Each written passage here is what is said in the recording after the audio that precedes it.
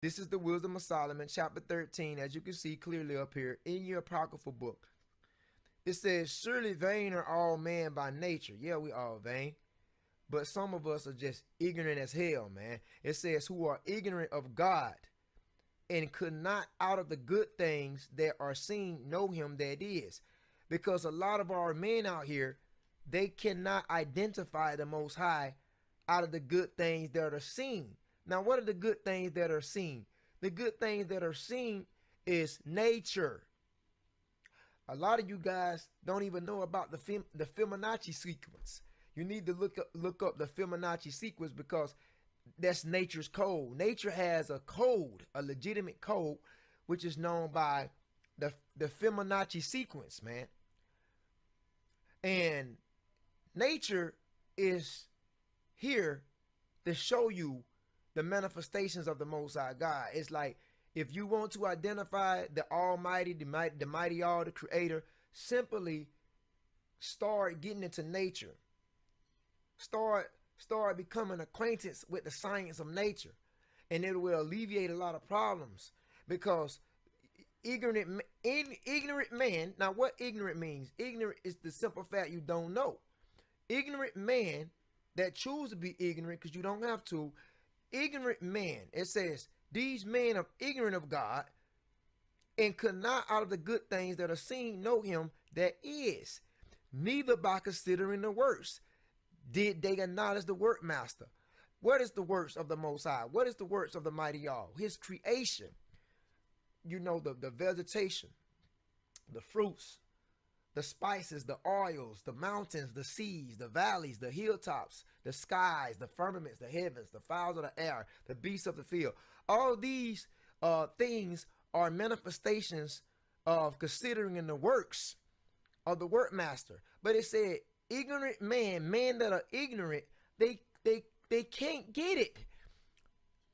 They cannot get it because men who are ignorant of God could not out of the good things that are seen know him that is. Now, we're going to break down what you call Solomon's seal, the Star of David. We're going to break that down to show you that this can clearly be seen by considering in the works of the Most High. That most men out of ignorance don't acknowledge of the workmaster. Okay? And we'll show you that. Now, just keep Wisdom of Solomon 13 chapter verse 1 in mind. So we're going to consider the works of the workmaster. We know the workmaster is the mighty all, the creator. We're going to consider the works. Now, the works is indicating nature. So we're going into nature. We're going to consider the works. And then we're going to see how what you call the Star of David or Solomon's seal came about. Okay, so if you don't understand nature, automatically you are ignorant and you need to study nature, the science of nature. So let's go into it. Now I want you to see what's before you. This is just a layout of Solomon's temple, or what you call the tabernacle of the Most High. This was the first temple constructed because the Israelites, they didn't really have a temple to worship in, because before Solomon constructed this temple, the Israelites used to carry out service, or you could say primarily the priesthood, the Levites, the sons of Aaron. They used to carry out their services in a tabernacle, and they didn't actually have a temple. So what Solomon did, it took Solomon approximately 7 years to construct the temple for the Most High. And in the making of this temple, he formulated two pillars. I want y'all to see this, two pillars. He formulated two pillars. You see this? Two pillars.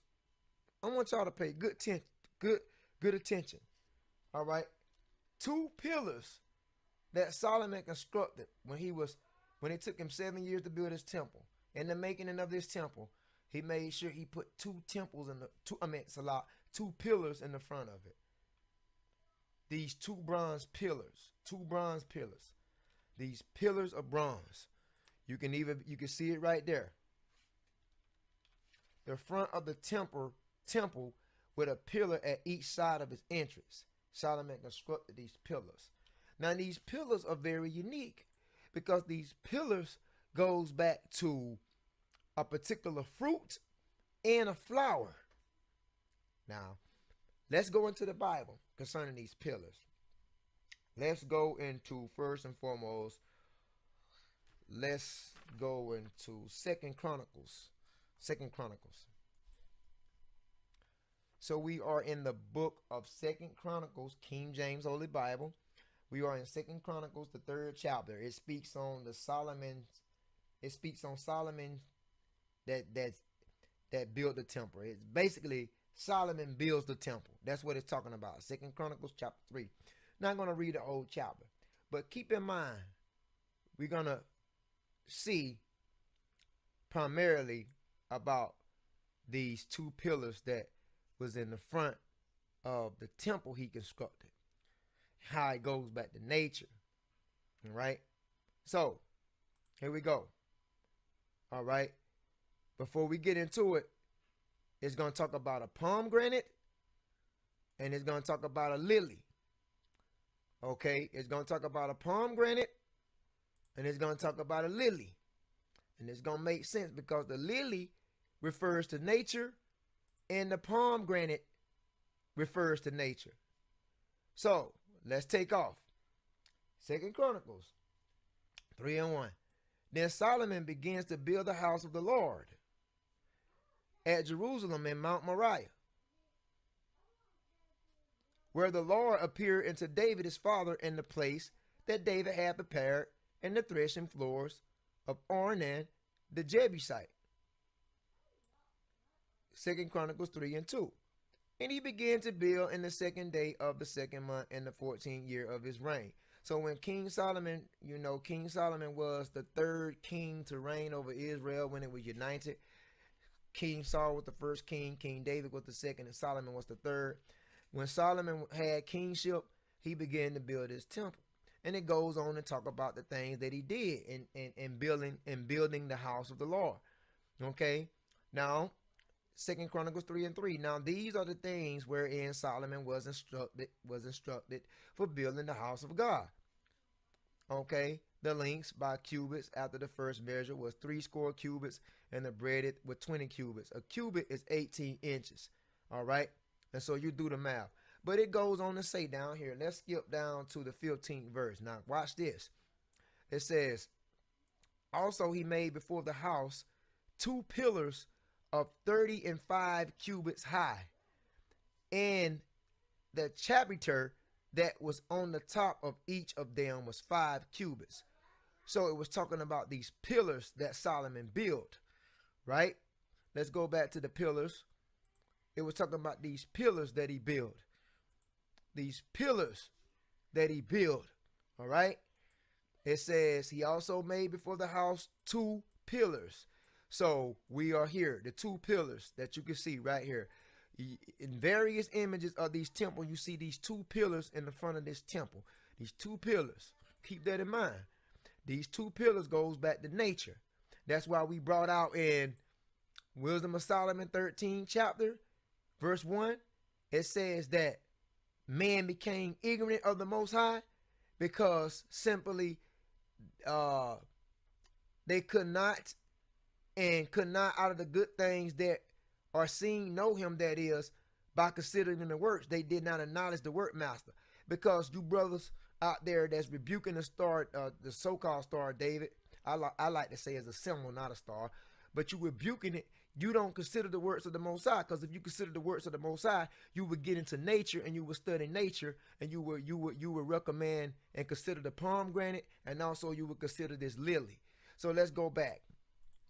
So Solomon made 2 pillars in front of the temple of 35 cubits high, right? We already read that, right? 2 Chronicles 3:16. And he made chains. He made chains as in the oracle, and put them on the heads of the pillars, and made 100. He made what? He made 100 pomegranates and put them on chains. So why in the hell King Solomon, which was a black man, an Israelite from the tribe of Judah, why in the hell would he make 100 pomegranates and put them on chains concerning these pillars? Why? Why would Solomon make pomegranates and put them on the top of the two pillars? You see that? That's what you're looking at. Pomegranates. Not only pomegranates, but lilies as well. And see those chains? Why would Solomon put pomegranates on the top of the columns of the two pillars? Why would he do that? That's why you got to get into nature. You got to study nature. Because if you don't, you're not going to know what the hell going on. But you can see in 2 Chronicles 3 and 16, it says this. He made, in fact, 100 pomegranates and put them on chains. Okay. 2 Chronicles 3 and 17. And he reared up the pillars before the temple, one on the right hand and the other on the left. And he called the name of that on the right hand Jachin, or Jachin, and the name of that on the left Boaz. So Jachin and Boaz, he named these pillar columns, as you can see here. Jachin and Boaz. Okay. He named these pillars. As you can see it right there. Jachin means he shall establish. Boaz, in him is strength. Now, the pillars consist of pomegranates. As you can see right here, the pomegranate shape right here. Why would he put fruit on the top of a column of a pillar? And also lilies, because we're talking about the pomegranate and the lily. In order to understand, overstand, and understand the pomegranate and the lily, you got to go back into nature. You got to go back into nature. That's why we was bringing out this in the Wisdom of Solomon 13th chapter. Surely vain are all men by nature, who are ignorant. They are ignorant of God, and could not out of the good things that are seen know him. That is, you can't know the Most High. You don't even know the Most High through nature because you ignorant. So you don't pay no attention to nature. You don't pay no damn attention to the pomegranate. You don't pay no damn attention to the lily, because it says in the Wisdom of Solomon 13 verse 1, they are ignorant because it says the good things that are seen. They could not even identify the Most High through the good things that are seen, or know him, that is. Neither by considering in the works. You don't understand, and overstand nature. Let's go on.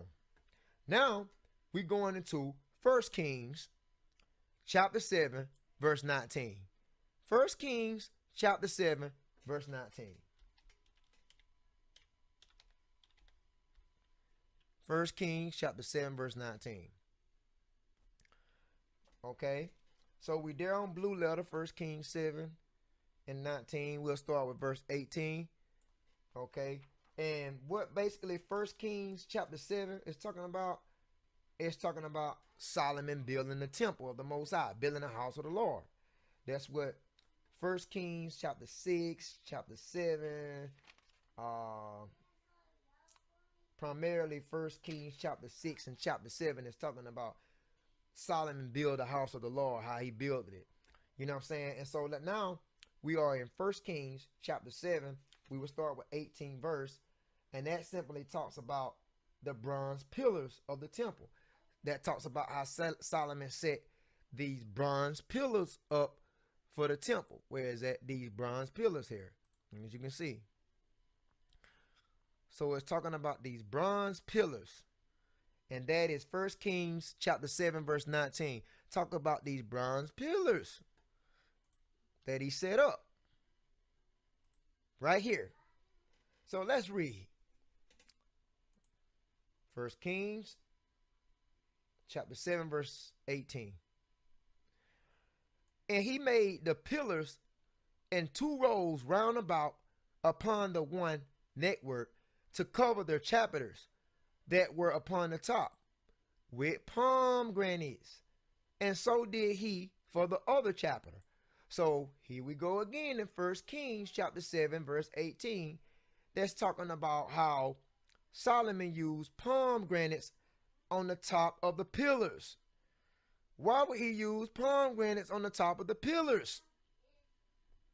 Well, we're going to explain. And also he used lilies. So in order to enter and understand this, you got to know nature. You got to identify nature. So 1 Kings 7 and 18, he put pomegranates on the top of these 2 pillars, right? 1 Kings 7 and 19. And the chapiters that were upon the top of the pillars were of lily work in the porch of 4 cubits. So it tells you not only that Solomon put pomegranates, constructed brass pomegranates on top of the pillars, but he also constructed lily work right here on the top. And so Solomon, when he was building the temple, these 2 pillars right here, okay, he shaped them in the shape of pomegranate and lily on the top. As you can go right here and see for yourself. See, and he called one Boaz and one Jachin. We looked at that. Here's the lily work. You see that where it says lily work? This is the lily. And here's the pomegranate. It said pomegranate, the pomegranate here, and the lily on the top. So why in the hell would Solomon place brass pomegranate and brass lily petals on the top of these pillars? Why would he do that? Why would he do that? Consist of the pomegranate and the lily and put them on the top of the pillars. Just hold your horses. 1 Kings 7 and 20. And the chapiters upon the 2 pillars had pomegranates also above. So it had pomegranates also above, over against the belly which was by the neckwork. And the pomegranates were 200 in rows. This man had 200 pomegranates in rows round about upon the other chapiter. So Solomon decorated the house of the Lord with a lot of brass pomegranates and lily petals. Why did he do that? Why did he use out of nature the pomegranate and the lily? Just keep moving on. You will soon find out. 1 Kings 7:21. He set up pillars in the porch of the temple. He set up the right pillar. He called the name thereof Jachin. That's the right pillar. And he set up the left pillar. And he called the name thereof Boaz. You see? Right here. Okay? It says, 1 Kings 7:22, and upon the top of the pillars was lily work. There it is again. So on the top of these pillars, it was not only brass pomegranates, but it was lily petals as well. Right? Okay? It says, so was the work of the pillars finished. So now we're going to go a little bit further. So we know that when Solomon was building his temple, in the front of the temple, he made 2 brass pillars that consist of brass pomegranate on top and brass lily petals on top, which goes back to nature, okay? Understanding the science of nature, which goes back to the master's work. Wisdom of Solomon 13:1, which goes back to considering the works of the workmaster. Considering the works of the workmaster. So you Hebrew Israelites out there saying, we don't need to get in nature. We don't need to do none of that. You're going to perish for your lack of knowledge. So let's move on. Because truly indeed, this lesson is about this iconic symbol. It's not a star because stars are balls of gas. This is a symbol that denotes something. Now, let's move a little bit further. Now, I want you to see something. Let's go to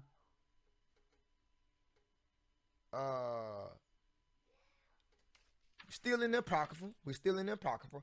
Let's go to 2nd Ezra 5 and 24.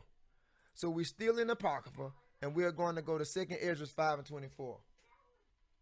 So 2nd Ezra 5 and 24 in the Apocrypha.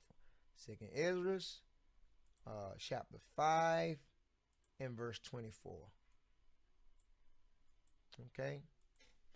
Because it's talking about in 2nd Ezra chapter 5, beginning with verse 24, the Most High has favorites. Okay? All right. And so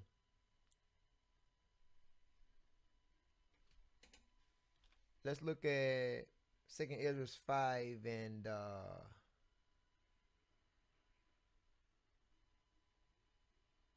23. Ezra was a Jew. He said, O Lord, that bears rule of every wood of the earth, and of all the trees thereof, that goes back to nature, thou hast chosen thee one only vine. And so it seems like the Most High has favorites out of his creation. 2nd Ezra 5 and 24 in the Apocrypha. And of all the lands of the whole world, thou hast chosen thee one pit. That's talking about the Holy Land, Palestine, Israel, our land, blacks, Hispanics, Native Americans. And of all the flowers, the Most High, out of all flowers upon creation, the Most High loves the lily the most. He loves the lily. Okay? So out of all flowers, the Most High loves the lily the most. That lily, this is 2nd Ezra 5 and 24. Out of all flowers, you mean to tell me the most favorable flower to the Most High is the lily? Yes, because it goes back to what Solomon was doing when he was building the temple.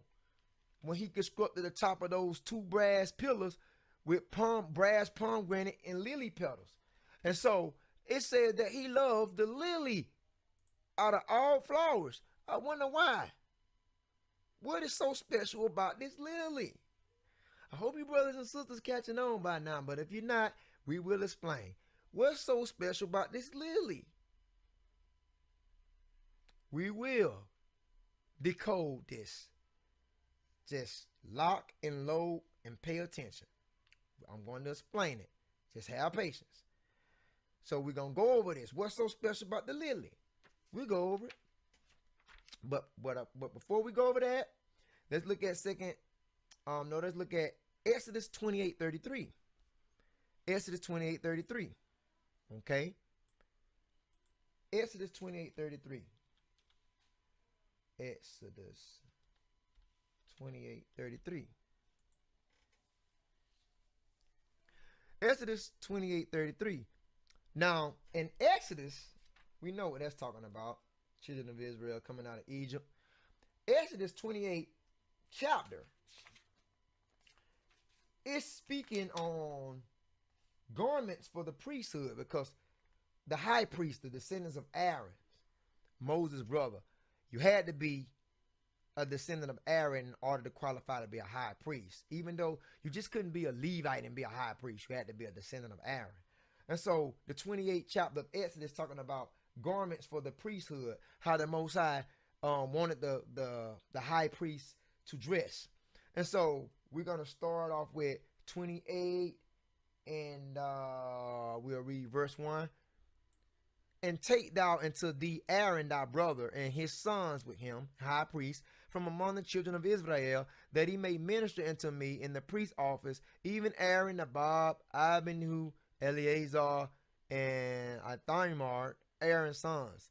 Now Exodus 28:2, here's the kicker. And thou shalt make holy garments for Aaron thy brother, for glory and for beauty. So this is talking about holy garments that was for the priesthood, or you can say garments for the priesthood, or you can say high priest attire, or you can say high priest garments. And this is dealing with garments for the priesthood. And so now let's skip down. Exodus 28:33 for the sake of time. It says, and thou shalt make upon the breastplate, no, 33, Salah, 33, Exodus 28:33. And beneath upon the hem of it thou shalt make pomegranates. Because it's talking about robes of the high priest. If you don't believe me, Exodus 28:31. And thou shalt make the robe of the ephod all of blue. Okay, that's talking about high priest robes, right? And so Exodus 28:33 says, and beneath upon the hem of it, basically the borders of it, like the ends of the robe, thou shalt make pomegranates. Pomegranates. There it is again. Pomegranates. How many scriptures that we saw consist in pomegranates and lilies, man? It says, thou shalt make pomegranates of blue and of purple and of scarlet round about the hem thereof, and bells of gold between them round about. That's why when you seen the high priest, the Levites, they had those fringes with those big balls hanging from beneath. Those was pomegranates, man. All right, pomegranates. Exodus 28:34. A golden bell and a pomegranate, and a golden bell and a pomegranate upon the hem of the robe round and about. And so let's pull up that right quick. This is what I'm talking about right here. Get a good look at it. Because it says a golden bell, Exodus 28:34, golden bell and a pomegranate, a golden bell and a pomegranate upon the hem of the robe round and about. So it's a golden bell and then it's a pomegranate. It's a golden bell, then it's a pomegranate. Why in the hell would you have pomegranates on the hem of the robe of the priest? Why? You got to understand, overstand nature. Why? Because we haven't forgot about lilies neither. But we on pomegranates now. Why? Why is that? A bell and a pomegranate. A bell and a pomegranate. A golden bell and a pomegranate. A golden bell and a pomegranate upon the hem of the robe round about. You see? This was the what you call the garments for the priesthood. You see, let's pull up some more. We know that the original Levitical priests were black men, dark-skinned men, not white men. The white man is the damn devil the Bible speaks of. So don't pay that no mind. We just looking at the priest garment. You see that? You see the bell, and then you see the pomegranates. The bell, the pomegranates. The bell, the pomegranates. See that? I just want you to see that. The bell and the pomegranates. See, the blue robe of the ephod was placed over the white tunic. It had a series of pomegranates and bells in its hem.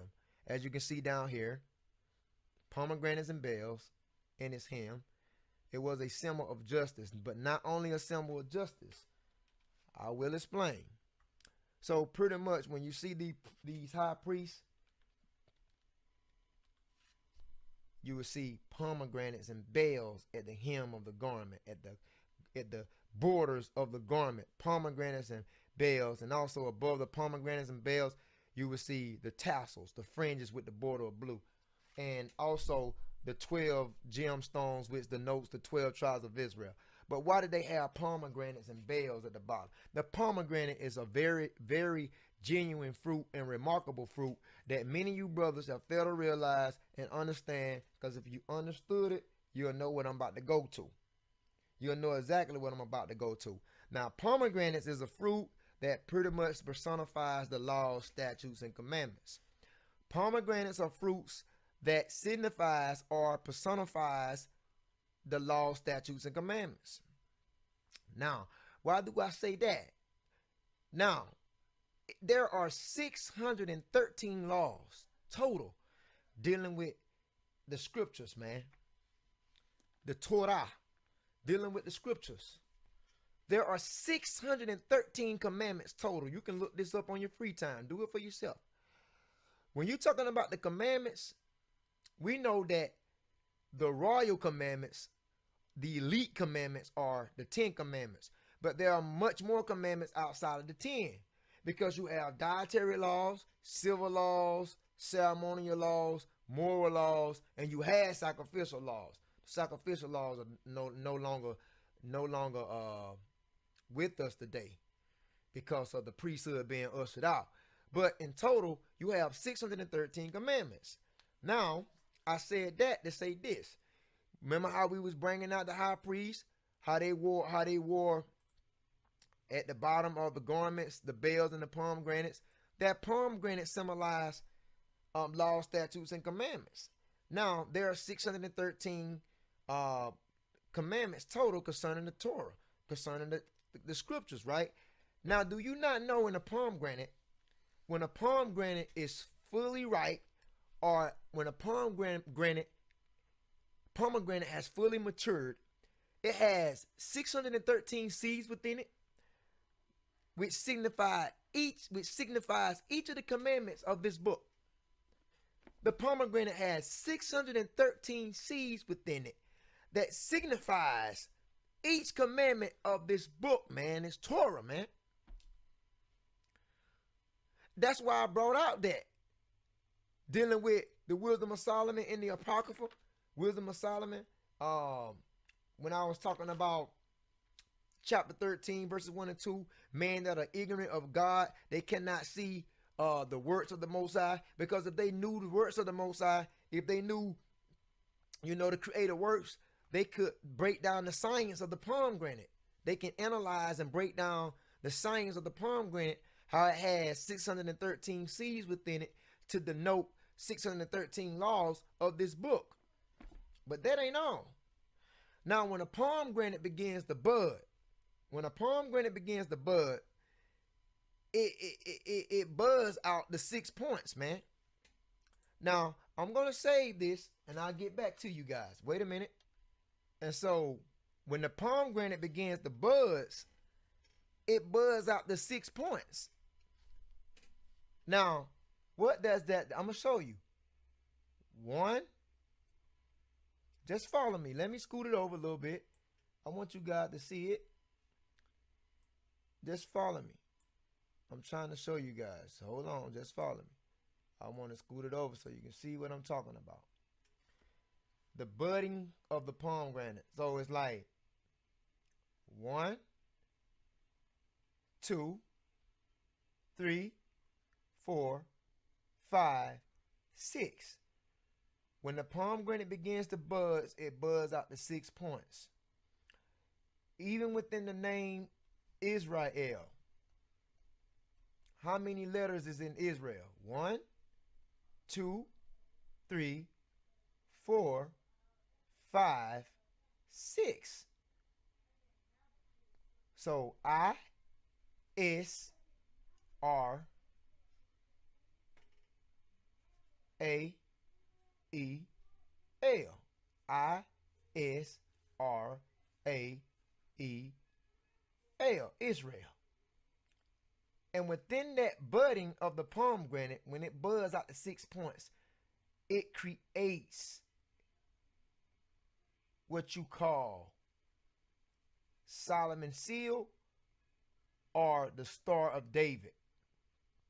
And I'm outlining it to show you that it's not a game. You see that? You see that? So, the Star of David, I don't like to call it a star because a star is a ball of gas. And we know that this is a symbol. It personifies the laws, statutes, and commandments. The pomegranate having 613 seeds, which is 613 laws. Okay, and also when the pomegranate buds, it creates 6 points, which creates what you would call Solomon's seal, the Star of David. And there you have it. And so now we can understand, and overstand why Solomon, when he constructed the Lord's house, why he did what he did. Now we can understand and understand why Solomon did this. Why he put the pomegranates there. And then we ain't got into the lilies yet. Why he put the pomegranates there. And it says this man had like hundreds of pomegranates that decorated the temple. Now we can understand why he did that, because the pomegranate is basically a fruit that personifies the law, statutes, and commandments, as you can see here. And we already broke it down to you. There we go. So we're gonna move on. Many people say, well, why Israel? Why is this what you call Star of David? Why is this symbol looked at as a symbol of witchcraft today? Because Israel took this sign, or you can call this ideogram. They took this ideogram, aka this sign, among the heathen when they was exiled, when they went in captivity and slavery. They still took this symbol. They took this symbol among the heathen, and what they did was they just combined it. They combined it with the heathen practices in their captivity in foreign lands. That's all. But this symbol right here denotes righteousness, and it also reflects on the law, statutes, and commandments. You see? Now, like I said, the lily, because it talks about not only did Solomon use pomegranates to decorate the bronze pillars, but he used lily petals on the top. And we showed you in the scriptures, he used lily petals. Look at these lily petals on the top that he uses. Okay?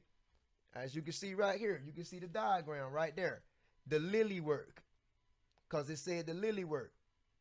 The lily work, which was 4 cubits, and then you had the work down here. So Solomon used lily work. It also tells you in 2nd Esdras 5 and 24, out of all the plants on the earth, this is 2nd Esdras 5 and 24 in your Apocrypha, it tells you out of all the flowers upon the earth, the Most High favors the lily the most. Why is that? Because the lily, when you go into the lily, I'm going to say this, I'm going to close it out. When you go into the lily, you break down the signs of the lily. Let's look at the lily.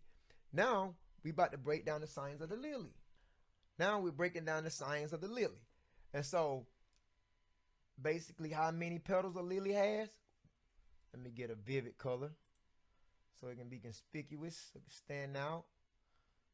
1, 2, 3, 4, 5, 6.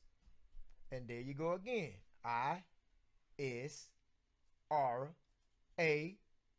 Israel. Israel, which contains 6 letters. And the lily has 6 petals. Also, when you outline the petals, okay, so let me use green. When you outline the petals of the lily, it creates the Solomon seal. It creates what you call the Star of David. I'm going to show you. See? You see? I'm outlining the petals of that lily. You see what I'm doing? And when you do that, it creates the star, what they call, is not a star. A star is a ball of gas, but it creates Solomon's seal. And so, I mean, there's nothing wrong with that, man. As you can see right here, it'll be more like that. The lily is just like that, and the top of the pomegranate is like this. The top of the pomegranate is like this, and the lily is like that. As you can see it for yourself. The lily goes like that. You see that? This is how the lily goes. This is exactly how the lily goes. So, I mean, I don't know if I'm spelling that right. The lily, take all the mistakes for love, lily. And then you have the pomegranate. You know what I'm saying? And these denotes the Solomon seal. You know, and this is why Solomon did what he did. This is why Solomon constructed those brass pillars consisting of the pomegranate and the lily. That's why it tells you in the Apocrypha, out of all flowers upon the earth, 2nd Esdras 5 and 24, it says that the Most High's favorite flower is the lily, man. And so this is why our forefathers and mothers use what you call right here the Star of David or Solomon's seal, man. So I just kind of broke down the science to that. And hope you was well edified. Please share the video. Please like, comment, and subscribe, man. Just remember, when the Bible speaks of fruits, because you'll see oftentimes in the New Testament, you'll see it talks about fruits. It talks about like receiving fruits, or it might say a tree cannot bring forth It might say like Matthew 7 and 18. Matthew 7 and 18 says, a good tree cannot bring forth evil fruit. Um, St. John 15:5 talks about Yahushua, the Messiah. He said that I'm the vine. He tells the disciples that they are the branches. He said that unless uh, if they don't abide in him, they can't bring forth fruit. Now, what are these fruit? You'll see stuff like this. You'll see Matthew 21:34. It talks about receiving the fruits thereof. What are these fruits in the New Testament? It goes back to the pomegranate, man, which denotes the 613 laws of the Torah. And there you have your Solomon seal on the top of the pomegranate and also on the lily. So this was another wonderful lesson on Solid Foundation Israelite Academy behalf. Please like, comment, and subscribe.